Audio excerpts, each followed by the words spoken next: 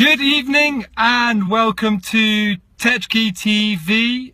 My name is Mark Hopkins and this is number 158 of performance acceleration conversations that Rob and I are giving you in 2017.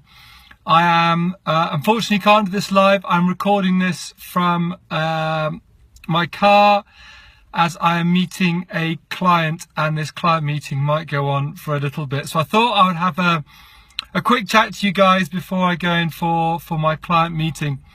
And my message tonight is around how do you deliver a message? And it's amazing how much time people spend thinking and putting together the content of what they want to say, and then spend 2 seconds actually thinking about how they're going to deliver the content.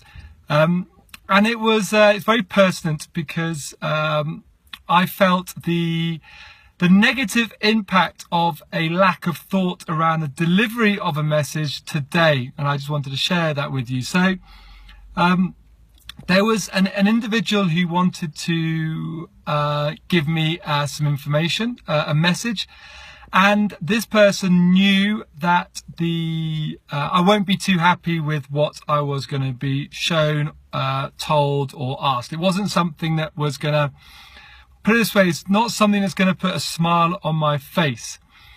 And as the message was delivered, in my opinion, an inappropriate way, and I reflected around the interaction or the lack of interaction, and I took emotion out of it, and I thought about the decision behind what this individual did.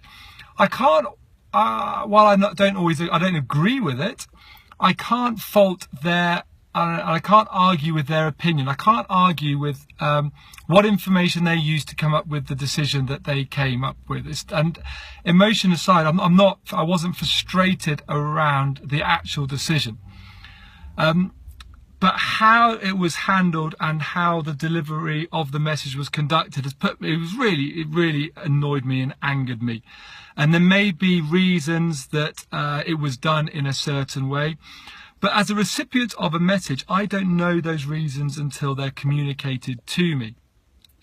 And if that message would have been delivered in a more sympathetic way, in a way that helped me appreciate and understand the thought process and the journey that this individual had gone on in order to get to the decision that they made, I would have been left in a much more neutral, or if it was handled in a clever way, I could have actually come out with a positive experience.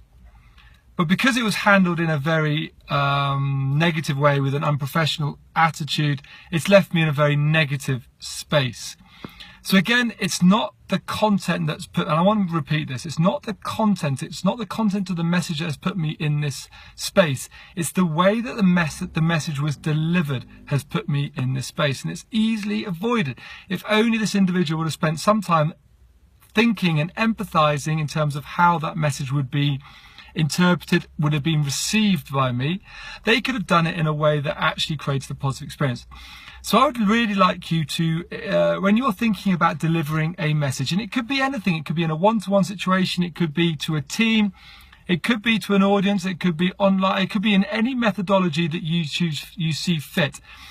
Spend more time thinking about how that individual is going to receive the information and how that individual is then going to utilize that information to create an impression of you as an individual or of your business that could be positive and go forward and lead to an advocacy relationship where they're actually singing the praises of the business or the individual. Don't just think about the content of the message. Don't spend all your time and effort thinking about how you want to spell it, how you want to land this, what content you want to put into it, what kind of way you want to structure your sentences. Don't spend all your time in that and then rush the actual methodology. It's so important to think about the audience and think about what frame of mind is the audience is, how the audience is going to receive the information, all the things that are critical. And then once you've done that, then package the content around that methodology, not the other way around. You will be amazed by the impact that it could have by spending more time thinking about the content, about the methodology of delivery and how that individual is going to receive it versus the content. The impact on your ability to get your message across, for that message to be heard and remembered over a long period of time. Because remember, those individuals who stand up and bang their chest, motivate, it leaves you with a positive energy, but that positive energy will dissipate quite quickly. Those individuals who talk to you about the heart, they inspire you.